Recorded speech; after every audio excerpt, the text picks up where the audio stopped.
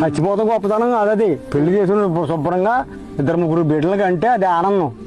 అప్పుడు పెద్ద పెద్దోడికి మా ఇంటి వాళ్ళు జడిసిపోళ్ళు ఏడవతే కూర్చుంపేవాడు కలుసుకుని వెళ్దాం. ఇప్పుడు కొట్టిన ఆడ కొడితే ఏం చేస్తాడు, ఏడు తాగేస్తాం, ఏం చేస్తున్నాడు ఈ రోజుని బట్టి.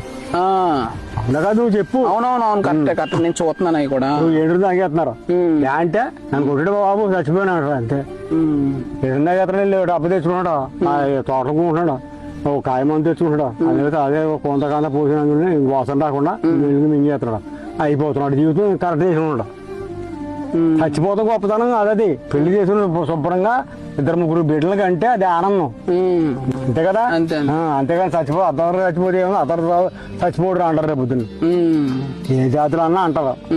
అవును ఏ జాతి నా కొడుకు చచ్చిపోడుడా లంజా కొడుకు అంటారు పుచ్చుకుని అంటారా. అంటారు నా ఇంట ముసలోడికి ఏమంటారా వయసు అయిపోయింది అనుకో, కుర్రోడు చచ్చిపోతే ఏమంటారు పుచ్చుకుని. అవునవును ఏ జాతి అని ఒకటి కరెక్ట్.